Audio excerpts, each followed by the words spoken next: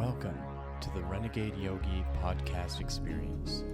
Join myself, Zorananda, and this episode's guest as we explore yoga in the modern world. Prepare yourself as we will experience yoga like never before.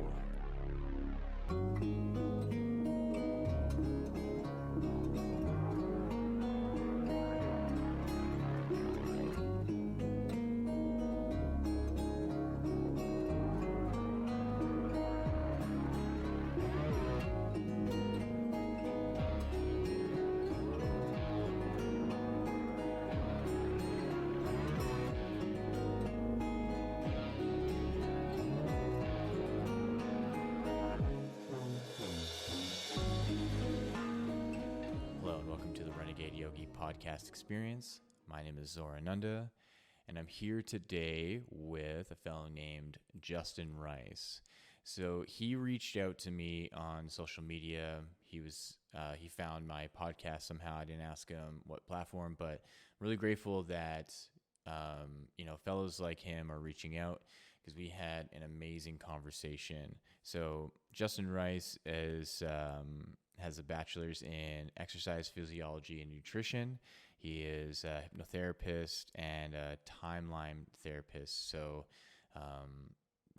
everything involved with understanding how you can heal through the timeline of your life.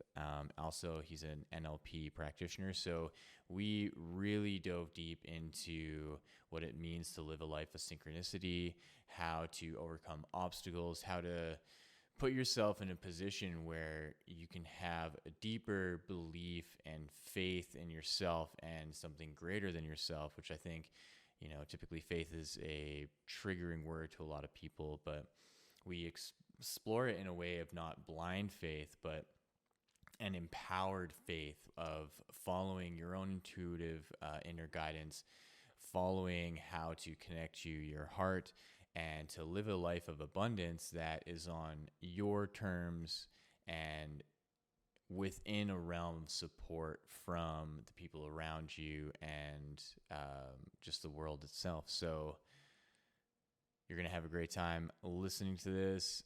I have faith in that. I have trust in that because Justin Rice is just a solid dude. It was really great talking to him, and I look forward to having more conversations with him in the future. So without further ado, here is the episode.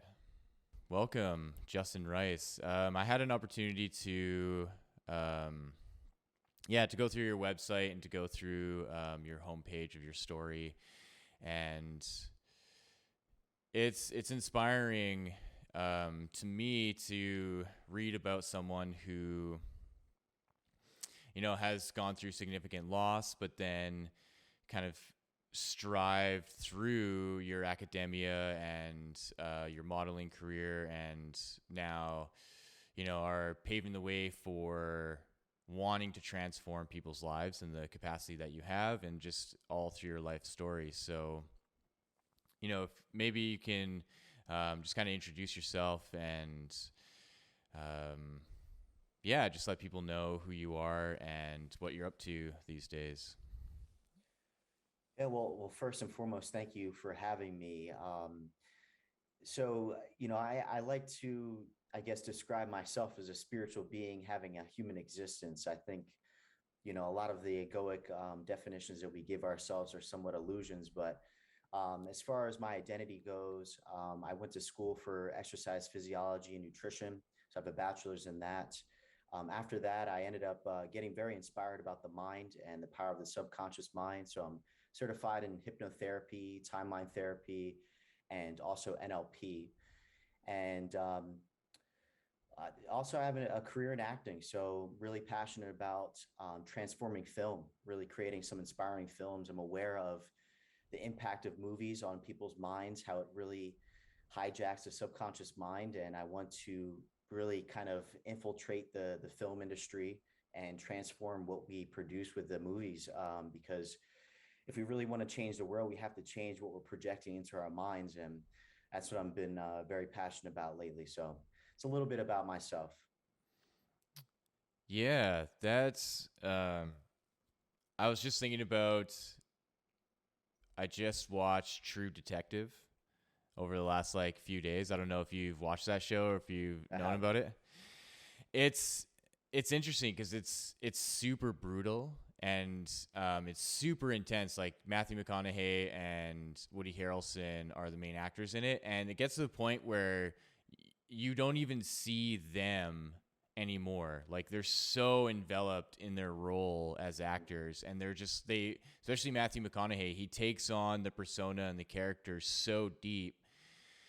But then you're right, like when there are these programs and there are these shows that are depicting just the brutality of the world, right, and the brutality of our society, in one way it's unveiling what's happening or potentially happening in the world of police force enforcement and just what it takes to actually uncover these cases, if it's like a murder or whatever. But to hear you say that you're entering into that world with the knowledge that the movie industry basically glamorizes all that stuff, and to want to produce films that are going to be uplifting and are going to be motivational to people, and to actually get into the hearts of, fellow humans, so that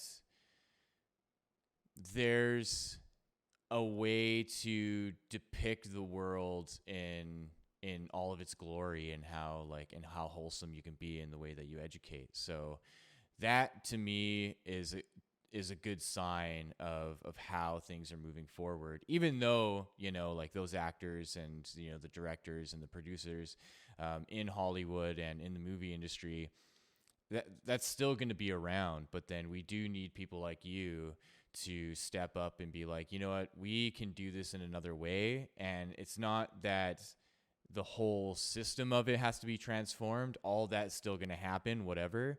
But here's what I can do to contribute. Yeah, exactly. I think, we as a society really need to start being very conscious of what we put into our minds, first and foremost, like really just taking a step back and looking at the media sources that we're looking into and the movies that we're watching. Is this a positive influence to my mind? Is it projecting beliefs that I want to believe myself? I think sometimes we kind of unconsciously watch things, and unconsciously it affects us too.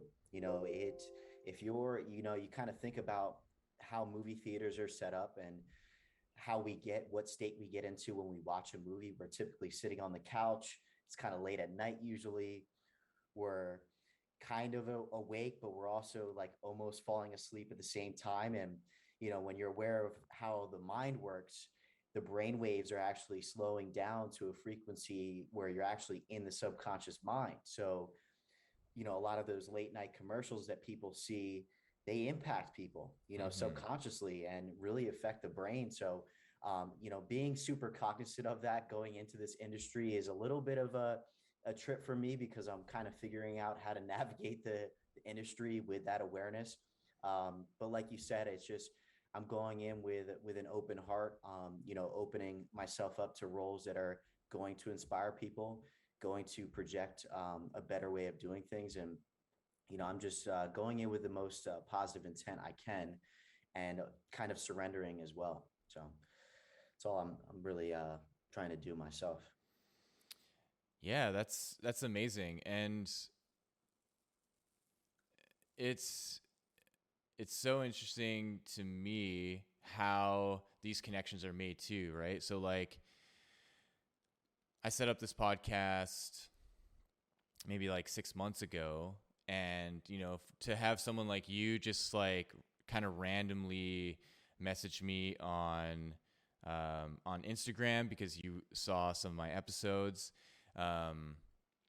it shows to me that all of this is working in some way, and that the synchronicity of getting, like, how do I want to say this, to perpetuate the transformation of these kind of industries is working behind the scenes in a kind of way, right? And social media plays this kind of interesting part in connecting people so that you and I can have this conversation and other people can listen to it, and so that they can feel inspired as well to maybe want to do a similar thing, that they say, you know what, it's, the world of acting or the world of transformational coaching or whatever is accessible because there are these everyday people that are doing it and they're feeling motivated to actually step up and want to do something about it. That there isn't really this gatekeeping around whether or not you can be an actor or a model or a transformation coach, right? That there's an accessibility to it that really never existed, maybe even like 20 years ago or 30 years ago, right? Where, you're a kid watching TV and you're watching all these movies and these TV shows and you're wondering to yourself, how did these people even get on there, right? And you kind of feel hopeless in what kind of pursuit you have to go to get an agent or a manager and have to move to LA or something, right? That now it's like, it's branched off so much. Like I saw some of your Instagram posts of just like where you are in like finding studios and doing that work, right? That there's going to be stuff where you are, and that it's just a process of one step at a time going further. So maybe you can elaborate on that, on like your kind of step-by-step process of how you got to where you're at. Yeah, it's been a journey of synchronicities, like you mentioned.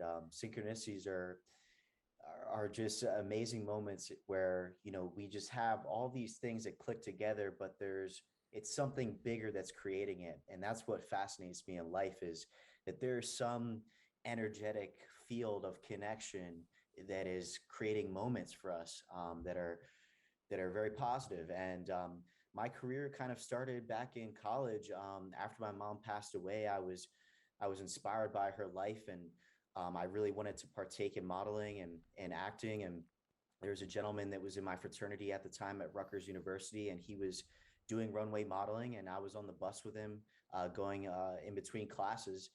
And he was like, I asked him, I said, hey man, I would love to, help out with what you guys are doing. It looks like you guys are having a good time. I'd love to help out. He set me up with a interview with his manager and the agency that he was working with. And then from there, I had a meeting with him and just started doing runway shows all across the world. We were in New York City and India, San Francisco, pretty much. We did some international shows all over the world, and it was a phenomenal experience, but it was becoming very superficial for me to just, be a mannequin of some degree, and just, just wear and just promoting fashionable clothes. And that's where I kind of got the interest of wanting to be an actor, because I started to realize that our personality, this is kind of like what Jim Carrey talks about as well, is that our personalities are very fluid. You see these characters like Matthew McConaughey and a lot of other actors, you see them embody a different character, and you're like, who is Matthew McConaughey really? Yeah. Who is he really? We are this awareness, but our personality is very fluid and adaptable.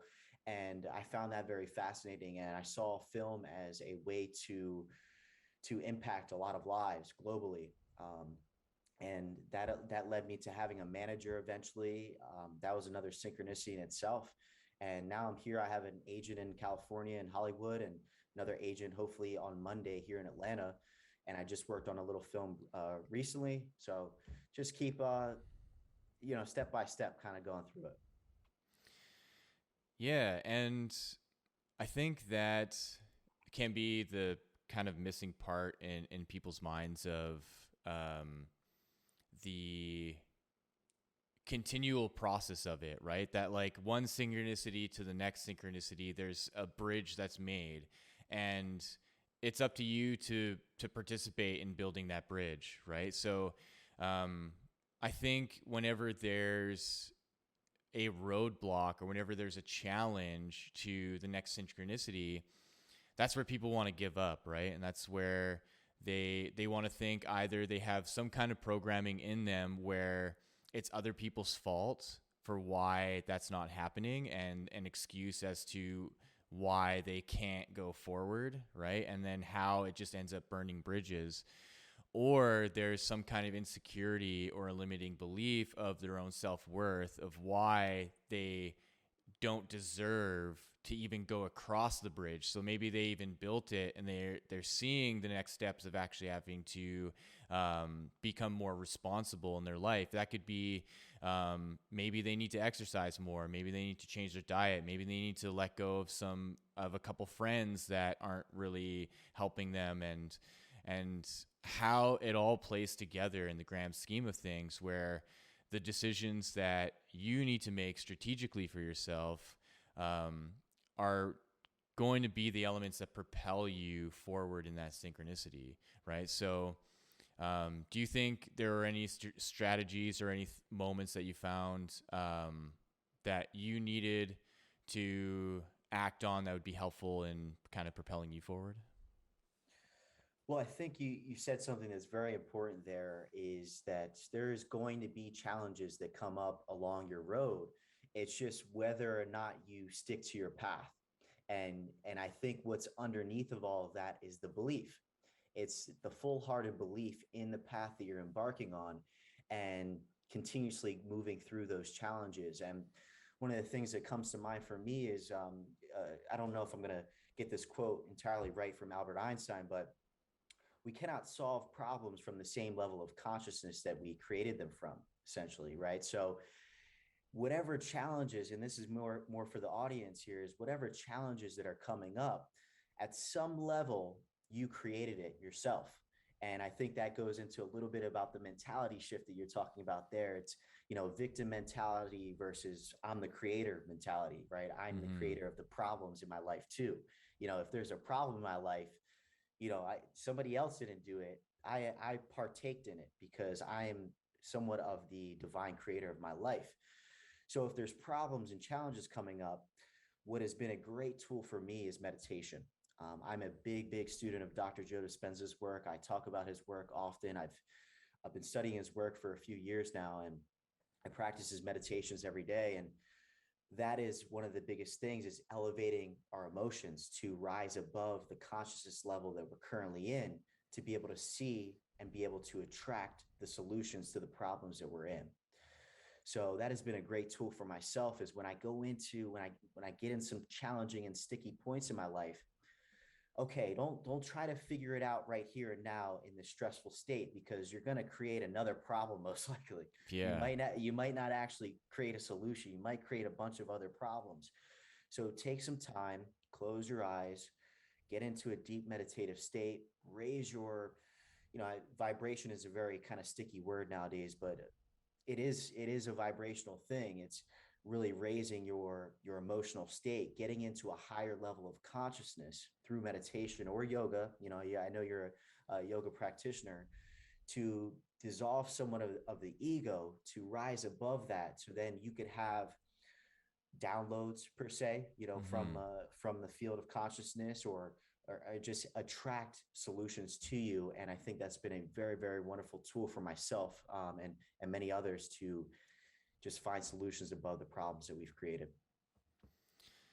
Yeah, that's exactly it, right? And I think that process of rising above is recognizing that you're entering into a new level, even within yourself, and that you have to also have the capacity to look back and see how it is that you even got to the point of reaching that level, right? And that there are these really specific choices and decisions that you've made leading up to that, and that in that next level, there's a demand for a way of being. There's a demand for a way of speaking, a way of thinking. It's a whole new level of operation that won't allow you to slip back into your own patterns, because then if you're slipping back into your own patterns, into the old way of thinking and old way of being, you're not truly at that level, and you won't be able to appreciate the new abundance that's going to come in at that level if you are going to continue a kind of insecurity around letting go of some things in the past. And I think, there's going to be lessons that show up in our life, And,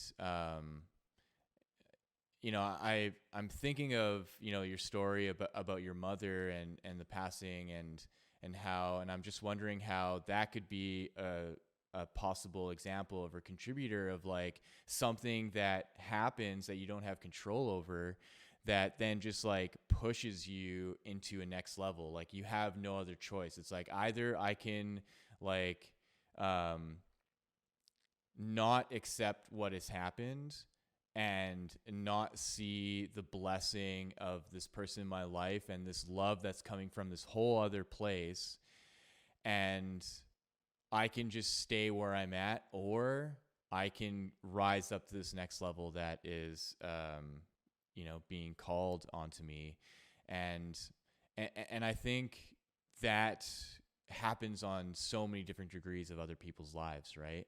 And I think the tragedy in that is the way that sorrow and despair can be an anchor in a way that it just like it pulls people down.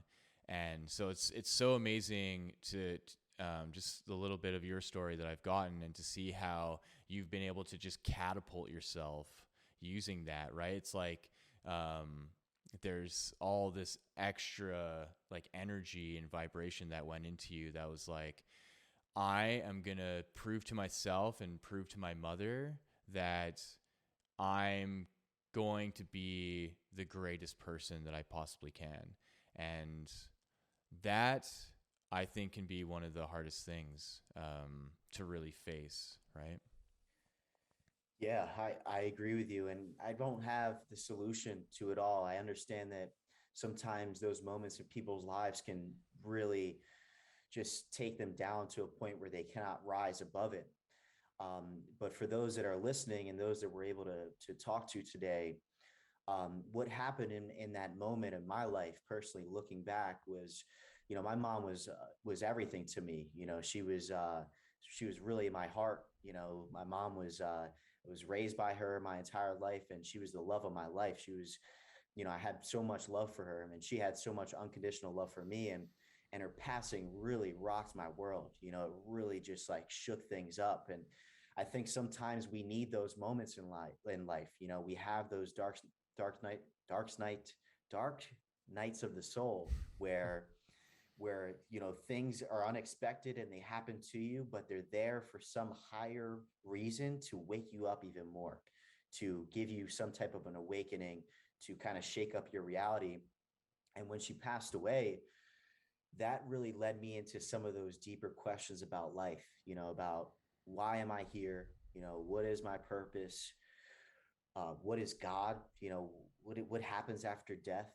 Those kind of deeper questions, those life questions that some of us don't really ponder upon until something really shakingly happens. So that led me into eventually meditation, because her passing made me ask those questions, which then led me into a group meditation back in New Jersey, in my hometown. And that was kind of where things started to crack open for me. And I started really questioning the nature of reality. And I really started reading some of those, some of the more classical spiritual texts that led me to realize, okay, wow, there is a greater love, that there is a greater power, divine force that is within us and all around us. And sometimes those dark moments can just be such great blessings for us. So for anybody that's listening, just know that there is greater forces at play that may have put you in that situation to awaken you to a higher level. Yeah, that's really powerful. And the thing that I consider in all this is that like this is happening on a scale to so many people, right? And that the people who become influential and the people who do make a name for themselves, they started as ordinary people, right? And these kind of phenomenal experiences, whether it's tragic or it's something really enlightening, the gem within it is the opportunity to allow it to be a force that's transformational in your life. And and it's so good to have someone like you who is just really clearly taking this like amazingly positive path, and that seeing that this like this life experience that you've had is allowing you to pave the way to help others as well, right? And so I see all of that as a part of the synchronicity of how even you reached out to me and how we're having this conversation. And it's a good message for people to see that when it comes down to making some kind of change in their life, they don't need to say like, for example, to become like a yoga teacher or yogi or something, that they don't have to um, do it through someone else's way of doing it, that their understanding of spirituality, that their want of something spiritual, just that desire itself, just like for you, right? Like just this meditation class that popped up, that as soon as you allow it to pop up and you allow yourself to go into it, that's what's going to be perfect for you, and that's what's going to be right for you, right? And that's really around why I'm doing this podcast the way that I am, to see that even though I chose yoga and I chose meditation, that the kind of vein of spirituality that runs through people is going to show up in a unique way for you personally. And so the way that it showed up for me is having an upbringing in Serbian Orthodox Christianity, and then talking about just dreams and spirituality with my dad and my parents, to then just like leading into meditation and yoga, and really seeing how innately for me, I've had phenomenal experiences all my life. And the kind of Orthodox Christian side of it couldn't really explain it. And so yoga and meditation and Tibetan Buddhism allowed me to open up into how to explain it and how to understand it for myself a little bit more and a little bit clearer. But then also now later in my life, getting back into my roots of my traditional kind of religious upbringing and seeing how there's parallels to it. And that my motivation to be a spiritual person is now so much more holistic, right? And that can be embodied through each person, I think, naturally, just by having these kind of conversations and just like being open and accepting to people's journeys, right? Because I could easily, try to hijack the conversation to only relate it to yoga, but that's not the point, right? For you to be able to say like, the passing of your mother led to this meditation, and then opened yourself up to God and understanding what God is, like that's so beautiful. And that's really what I think we really need to capture between just brothers and sisters of humanity, right? Especially in the time that we're in now, where there's this kind of other synchronicity of divisiveness, where the common ground is that we're all having spiritual experiences to some degree or another. And regardless of the language, the core of that is loving compassion and kindness, right? Yes, yes, yes. Love being the unity of all, and I think right now it's so important for us to be having conversations like this, and to really be expressing it ourselves and really feeling it ourselves. Because right now a lot of people are living in stress, and stress and fear and separateness leads to these moments that we're in right now, where we're witnessing a lot of polarity. We're witnessing a lot of people just bashing on opinions and different belief systems. But unity and love is really what unites us all as human beings and as all forces of life, right? And I think it's something that I'm learning to practice more of, and that we all can practice more of, by really placing our awareness in our heart. Our heart is Mm-hmm. where I saw that in some of your posts there, that the heart is where all the love is found. It's where it's created at. It's where oxytocin and all these love chemicals are created from. And sometimes our attention's on other places in our body, and I think one of the things that I really learned from Dr. Joe Dispenza's work is just put your awareness in your heart in meditation, and just open up that center and let it feel safe. Let it feel safe to open up. Mm-hmm. Um, a lot of us have closed off hearts. We just have practiced a way of thinking that you're different than me.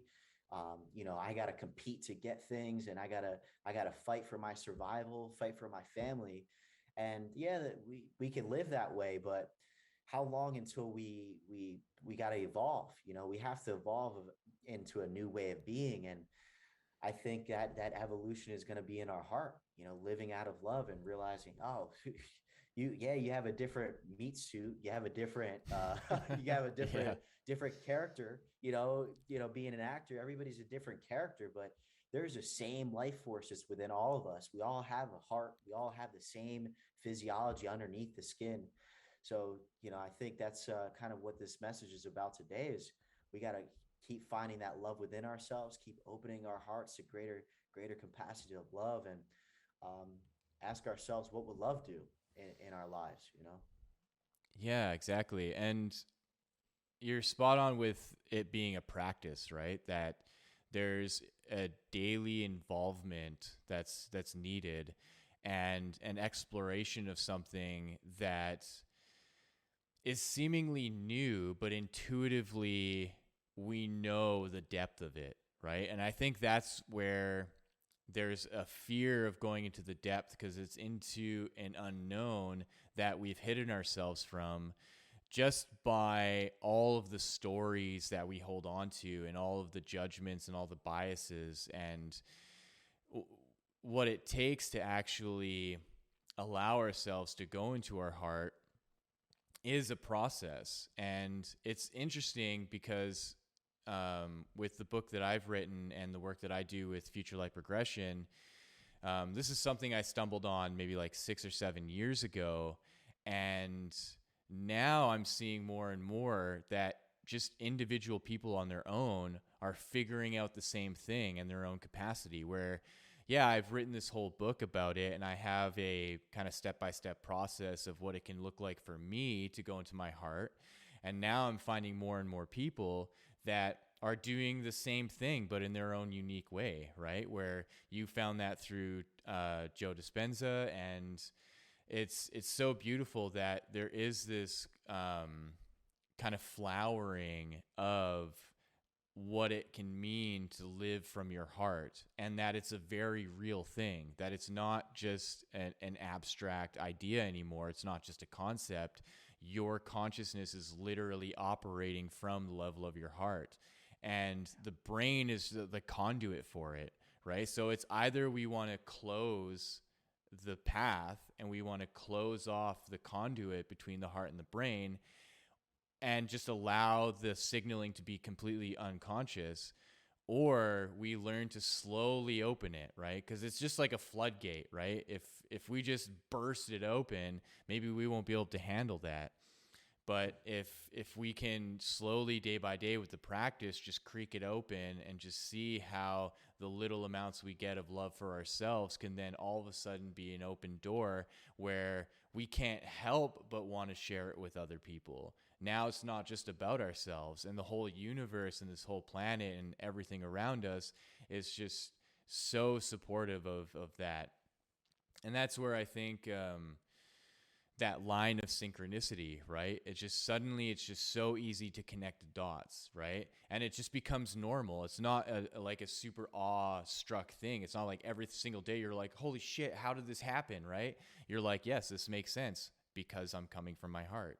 And Yes. that's just how it's going to be now. And that's where from the beginning of our conversation, that next level, right? That is that next level, is either you stay in that realm of having a closed heart and it's all unconscious, or you do the practice over a period of time to open it, and then you're at that next level. And it doesn't make sense to go back, because that means you're closing your heart.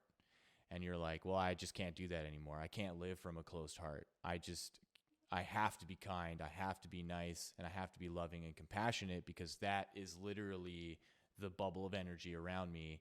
And and then people respond and react so much different, right? And they see it and they want to emulate that, and that's what's really powerful about that work. Yeah, it's very powerful, and what also came to mind is us also having compassion for ourselves when we fall out of grace too. Yeah. Understanding that we're not all perfect, loving, sentient beings all the time. Yeah, that sometimes we fall off the path. Sometimes we say something that's out of that loving center, that's maybe a little bit coming from a lower center of energy, and we might judge other people. We might say things that we didn't mean to say, and that's okay too. It's okay to fall out of grace, but having compassion for yourself, coming back to the heart center, and taking blame for yourself and saying, hey, I made a mistake, and being compassionate with yourself, I think, is also a part of the journey too, that we're not always going to be loving all the time. We might make mistakes, and that's okay. That's kind of something that came to mind as you were saying that there. Yeah, that's perfect, because that's what makes the human condition and the human existence so beautiful, right? Is that there is this innate imperfection, and there's sometimes we're going to miss the lesson, right? We're going to make the mistake, and that's why we have the people around us that we do, right? Because someone's going to step up and show support, right? It's either going to be a brother or a friend or parents or a mentor.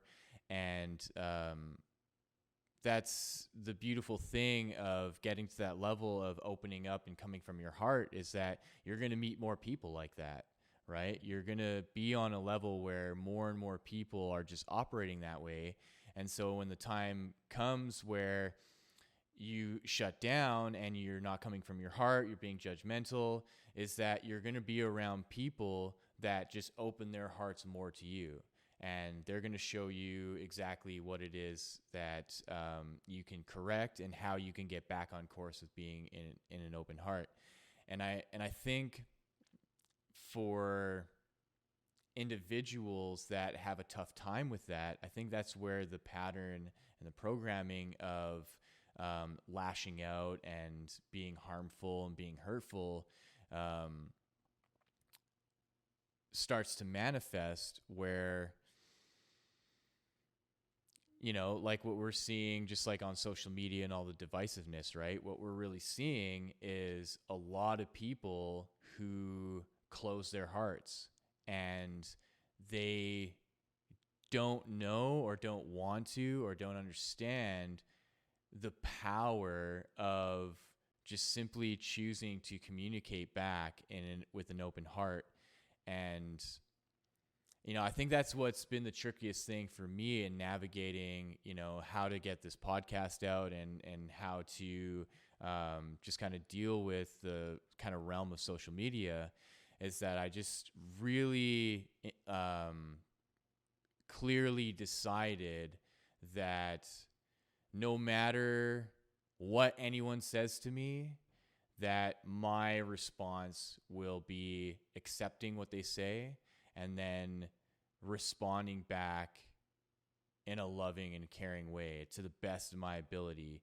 And it's really helped, like, even transform the way that I use social media. But yeah, I think the world, regardless of kind of what we're seeing, is really actually moving towards a beautiful place. And I think we're going to see that more and more,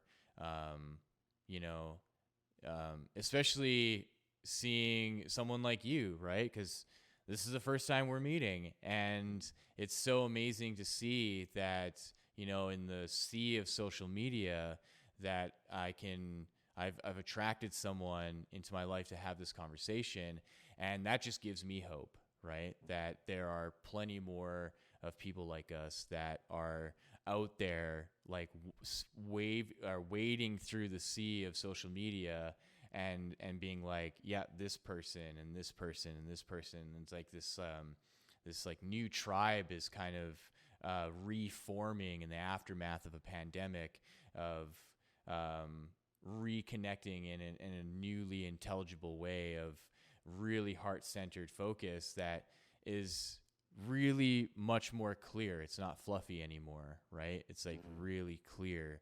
This is how we're going to do it. And it's just by simply just reaching out and then being open, right? Yeah. Yeah. It's like what is keeping us all connected? It's that love from the heart. There's that field of energy, and that field of energy is a very, very high frequency of love, of bliss, of joy. And as we begin, just embodying more of that, feeling more of that in our daily lives and becoming more of it, we really could tell who is kind of working from the same level, who's working from their heart, who's working from, more of an egoic separateness kind of perspective. And, that's been one of the most beautiful things of this time. I think that a lot of people are waking up to is like, wow, this really made you realize who's coming from the heart now. And Mm-hmm. I think it's a beautiful perspective that you kind of shared there. So thank you for that. Yeah, you're welcome. Um, so what are some challenges that you found you face in the world of acting? With just starting up, and because I remember reading in your bio on your website, you were in university, and you had a very clear path of what you were doing in university, and then with your mother passing, then you shifted right into acting and modeling. Um, yeah, what did you find was like challenging in that transition, and allowing yourself to kind of move forward in that new trajectory? Yeah, what comes to mind for me is the sense of unknowingness. In the beginning was very challenging because in college I had a very set career path. Initially, I wanted to go to physical therapy school, and then I found a passion for medicine, and that's what led me down the path of wanting to become a doctor. So I really started taking a lot of pre-medicine courses, really preparing myself to become a doctor and apply to medical school after undergraduate. And when my mom passed away and having that whole perspective shift on life occurring, I really started to see, okay, this is not the path that I want to go down. I don't want to get into debt. I started learning about investing and the importance of finances. I didn't want to get into six figures of debt, kind of be bounded to the certain career path. And acting kind of became that outlet for me, and modeling was kind of an opportunity that came up as well at that time. And it's an unknown career path. Every after one gig, after you finish one thing, you don't know when the next project is going to come up. So it's a very unknown kind of place to be in. There isn't really that sense of security within this career. So that's been a challenge for me.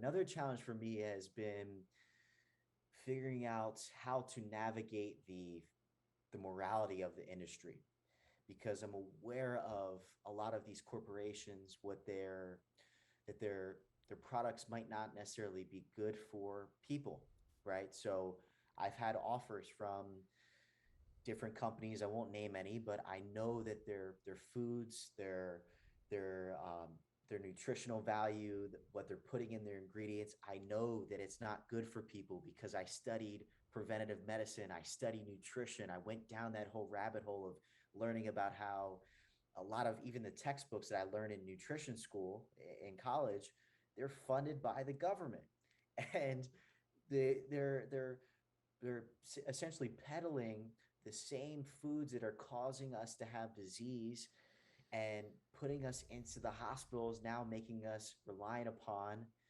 pharmaceuticals, and tracing back that money loop.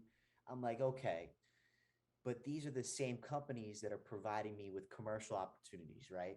Mm-hmm. So it's like, oh, okay, that is a challenge for me because it's something that is a part of the industry. Most people, most actors will willingly take those opportunities, not being aware, and I don't, no judgment upon them. You know, they might not be aware of what they're promoting, but for me, with my understanding of what these companies are creating and how these foods impact people and all this thing, you know, I can't take that. I can't take those commercials because I would feel I couldn't sleep with myself if I took a commercial for a hot dog company that would, you know, and I'm like, this is not a, it's not aligned with who I am, you know. Yeah, So exactly. that's been a big challenge for me, is saying, all right, here's the check, here's the opportunity. I'm not taking it. I can't take it. I got to find a way to just attract the right roles, the right opportunities that I am aligned with, and understanding that I'm going to have to say no to a lot of opportunities, but that's okay because there is something greater at play here that will give me the biggest opportunities, the greatest opportunities to impact lives at the level that I'm at now. So it's been a lot of trust and surrendering throughout the whole journey. So Wow. And yeah, that's really commendable, right? Because especially when you're kind of starting from the bottom and you know, you're used to you know, university living and not having much money, and then coming out of that and then working and then to all of a sudden, you know, going into your career as a model and as an actor, and then having these companies just be like, hey, here's $20,000 to do this thing.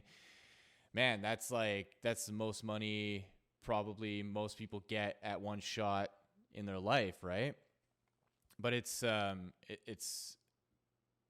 admirable to hear how you have that moral standard within you, that you know there's another line of synchronicity there too, right? If you didn't go into that schooling before, if you didn't learn all of that stuff about nutrition and health and wellness, would you have said yes, right? And so for you to say no, because you can look back at your past and you look back at all this knowledge that you've gained through your schooling, that it wasn't a waste, right? And I think that's kind of the weird thing about university, because I was in the same boat. I was in university for philosophy and psychology, and I stopped going because I was like, I don't want to put myself in so much debt, and I have a business with my brother and my dad, and I just really want to focus on that. And I ended up going to India to do a 300-hour teacher training instead, right? Because I was like, either I go into like $50,000 worth of debt for these last 2 years, or I just work really hard over these next 6 months, save up some money, and go to India.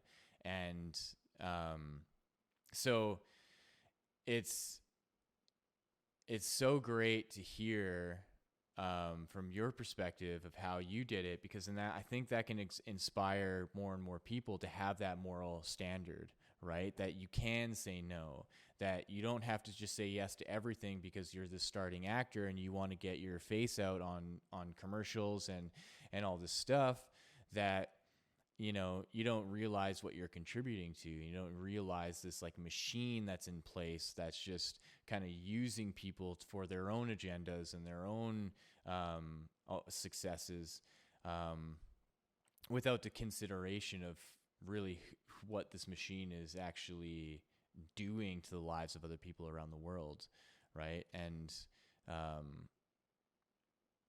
yeah, so I just want to get this right. Are you in Atlanta right yep, now? Yeah. yep. I moved Sweet. to Atlanta 6 months ago. Yep. Nice. Yeah. So I'm from Canada. I'm in Edmonton, Alberta, way up Okay. north. so, um, so it's cool that, do you feel like there is a draw to go out to LA, for acting roles and stuff? Or do you find that like being in Atlanta is like a good hub, and, that like the studio that you're working at is aligned with more of what you'd want, rather than having to go to something that is where the giant industry kind of is? Yeah. Well, I was in LA prior to moving to Atlanta, and I moved to. So I was born and raised in New Jersey, and I moved to California. I was there for 2 years. I was in San Diego, and then I moved up to Venice Beach actually during the pandemic. And gosh, LA is a wicked place to be in, man. To witness, the homelessness there, the all of that, and it was really eye opening for me to see. And I wasn't aligned with the place. I couldn't be there. It was very heavy for me to just witness that all the time. And Atlanta actually produces a lot more movies than LA. Actually, Atlanta is actually kind of a hub. It's like a second hub of Hollywood. So there is quite a bit of productions going on here, which I'm grateful to be a part of. So Atlanta has been a great place for that. There's plenty of opportunities here, and I think that's another thing is that there's a myth that you have to be in a certain location too, to attract opportunities. I truly believe like who you are and who you're being and where your mind and your heart is at, you will attract opportunities wherever you're at in the world, because there is some greater energetic force that will align the right people to you and and for you. So if there's somebody listening to this now and they want to get started, you just start becoming that person. Just start focusing your attention and your energy and your heart and your mind on those on your path, whatever it is that you want to create, and wherever you're at, those opportunities will align with you. Yeah, that reminds me of Francis Ngannou. Like, I don't know if you're into MMA at all, but Not really.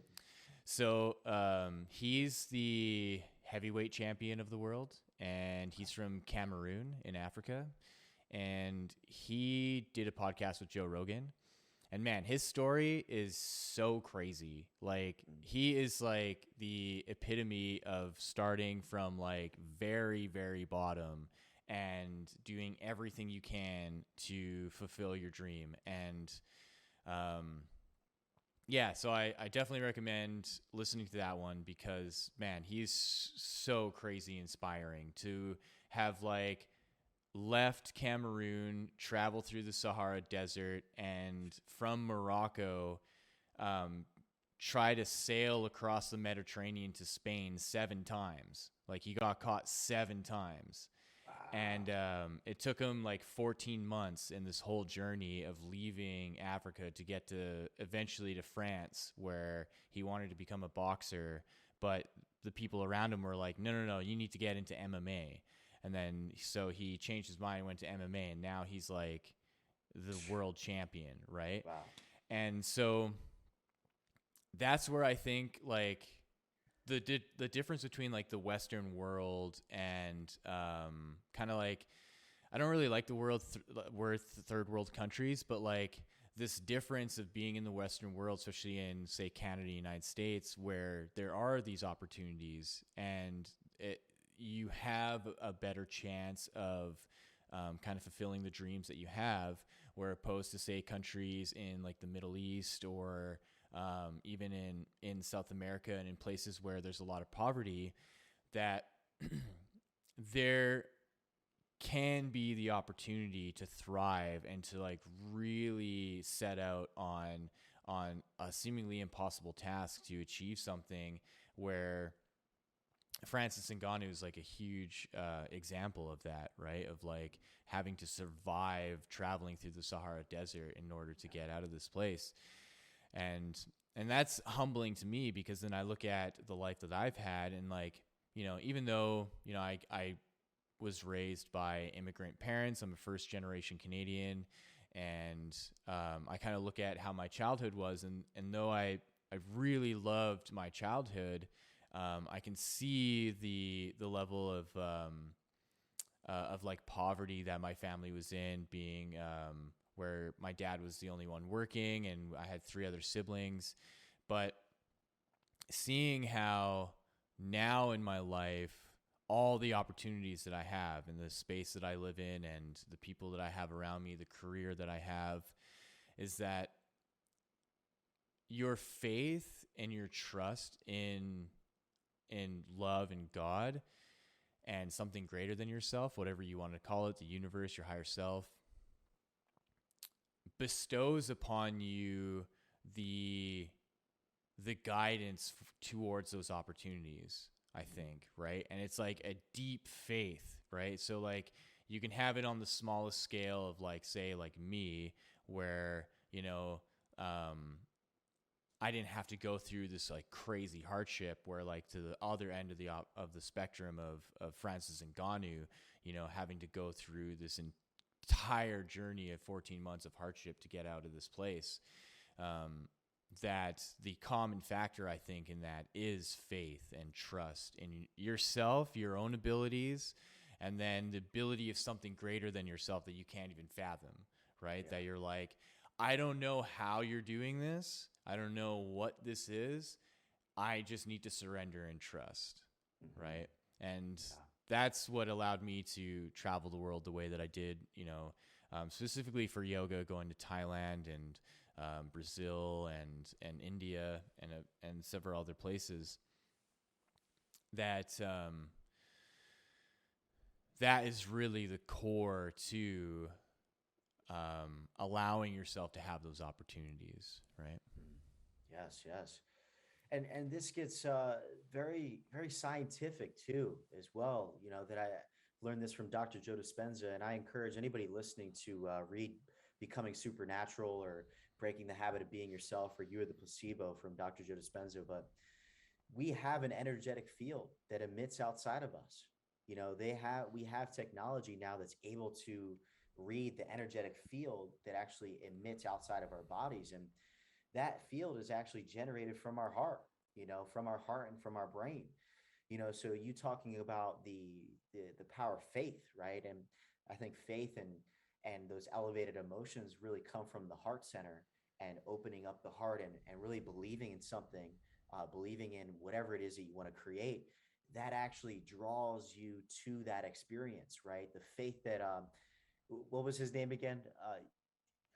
Francis Ngannou. Francis Ngannou, right? So the faith that he had in his vision, right, of like becoming a boxer, becoming an MMA fighter, right? That faith is within all of us, even if you don't have that hard of a past, that same willpower, that same power that is in Francis Ngannou is within you too, right? So it's like understanding that what he has, we all have within us too. We all have that, like the willpower of God it's infinite. The willpower of God, of universe, whatever, that higher source, it is infinite. It can constantly keep overflowing, right? And witnessing that in somebody else is just a testimonial that you have that same willpower in yourself too, that whatever it is in your vision, you can make it happen as well. And I think examples like that just inspire us at a deep level, because intuitively we know that is actually showing us the own willpower that we have within us as well, right? So man, that's an empowering story. I'm gonna have to listen to that, man. Yeah, it's like Rogan. It's so touching too. It's like, man, what was I gonna say?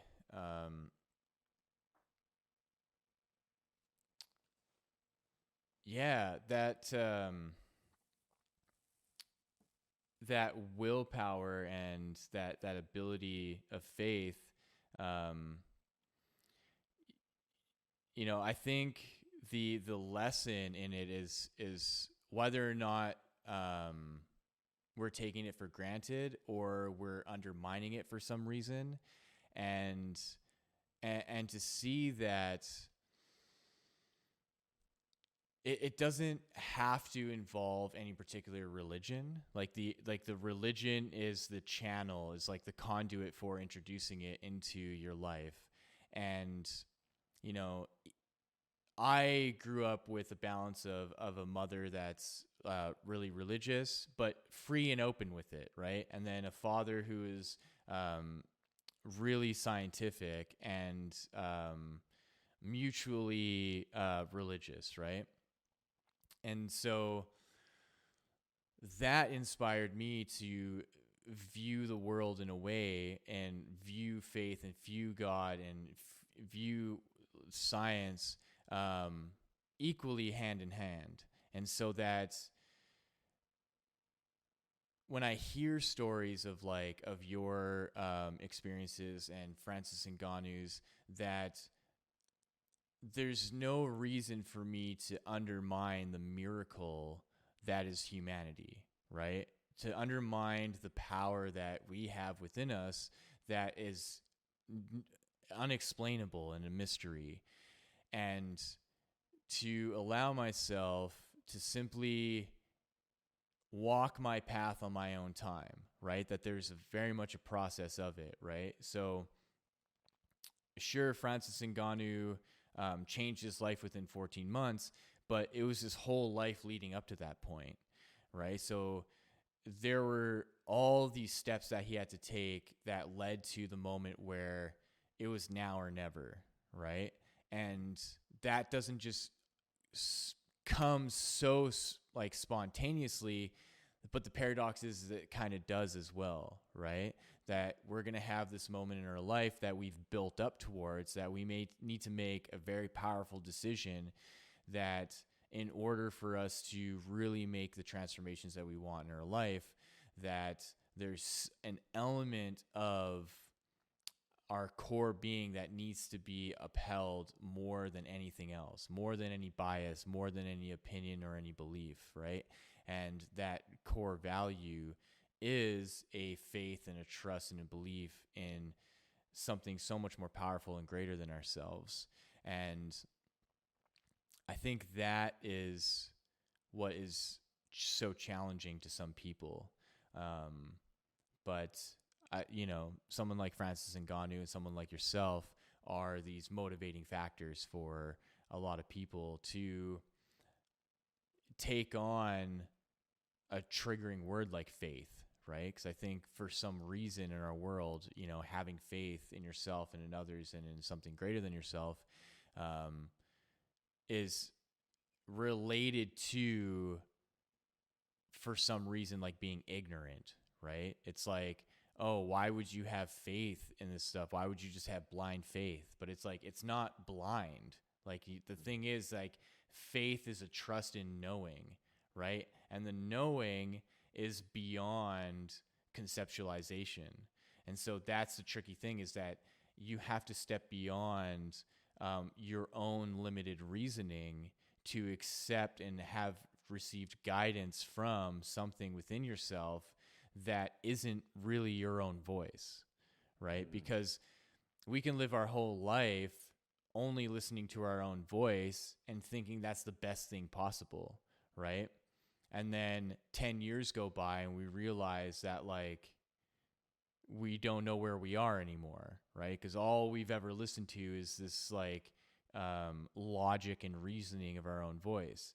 And obviously that's necessary, because inside of our own heads, that's all we hear.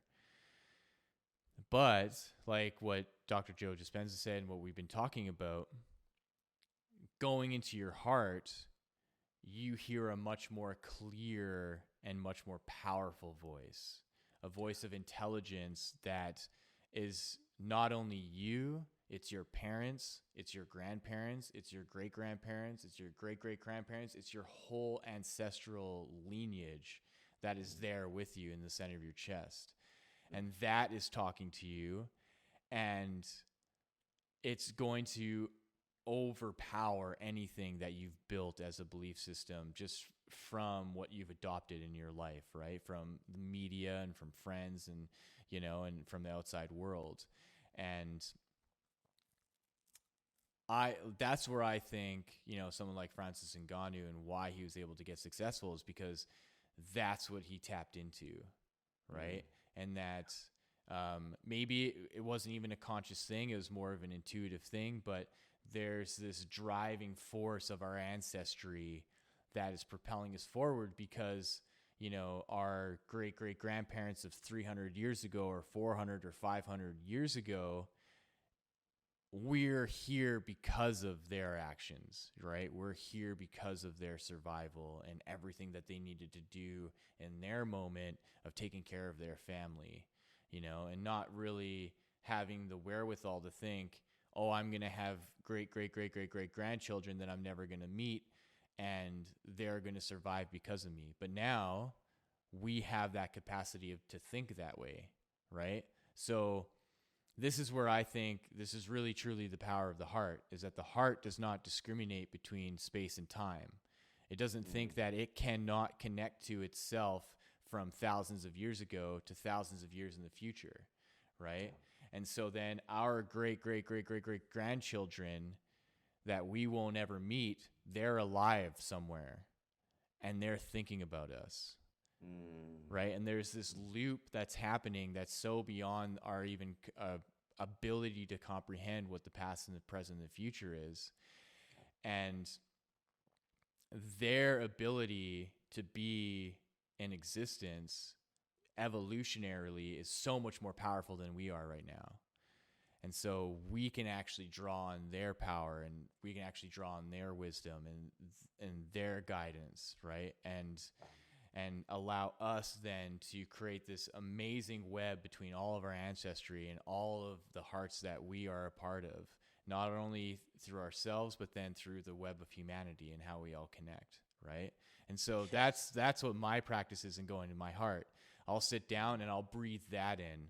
I'll breathe in just all the hearts, right? And it's just like, it's so overwhelming at first, you just get shivers, but then you just ground into it and you just go, okay, all of my ancestry, all of my past lives, all of my future ancestry or my future lineage, future lives, earth, humanity. And it just becomes super clear that you are exactly who you're supposed to be. And you're exactly on the path. And as soon as you ground into it, then it's just all that abundance flows in. Yes. Wow. Thank you for that. That was amazing. Yes, that the whole concept, we kind of open up a rabbit hole here, and I don't know how we're doing on time, but I don't even know why I'm thinking of time. Uh, that was something that I was just getting ready to talk about, is that opening up of like the multi-dimensional facet of this entire reality, right? That we don't necessarily think about. We kind of get caught up in this three-dimensional realm thinking that this is it. But that was kind of some of the realizations that I began having when my mom passed away. I started to wake up to realize, oh, that the spirit actually, the spirit that's within that eternal presence is moving to just a different dimension of reality. The physical body may shed away, but that physical, that spiritual essence that's within us, that's keeping our heart beating, that transcends, moves on to a different reality. And then going on to what you're mentioning as well, that the future evolution as well of our next generations, they're still here right now. They're in this present moment, just in a different dimension that's much higher than us. And that we can also tap into that wisdom from them by going into our hearts and dropping into the present moment. So thank you for that. That was a kind of a new realization. You're very welcome. Yeah, I think we can end it on that note. Thank you so much, man, for reaching out to me and wanting to have this conversation. The way I go about this podcast is I'm like kind of building a little community of people that I do like semi-regular talks with. So I'll definitely be reaching out to do another talk and on that, so that my listeners, whoever, like they can pick and choose who their kind of favorite interviews are, and so that you can kind of see that there's a line of interviews, so that in the future there'll be the Justin Rice like first interview, second interview, third. Oh, cool.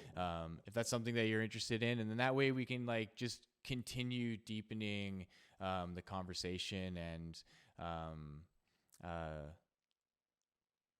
just creating a kind of community with this platform that I have of Renegade Yogi. So Absolutely, man.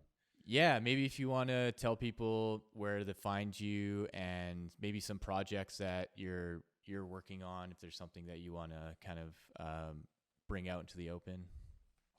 Yeah, of course. You can I think my main work is on my company's page. It's justintegrity.com. My mission with my company, Just Integrity, is just to help people integrate mind, body, and spirit. So we have a bunch of resources on there for people to learn about the power of their mind, to create their lives, essentially, to really be the designer of their life. And we have some supplementation on there as well that I personally have kind of formulated myself. So you guys can find out pretty much my work on justintegrity.com. And then my personal website is just thejustinrice.com as well. So that's where you guys can find me. Perfect, man. Thank you so much, man. It's been You're a pleasure. so welcome. Well, thank you everyone for tuning in, watching, and listening. Have a wonderful rest of your day, and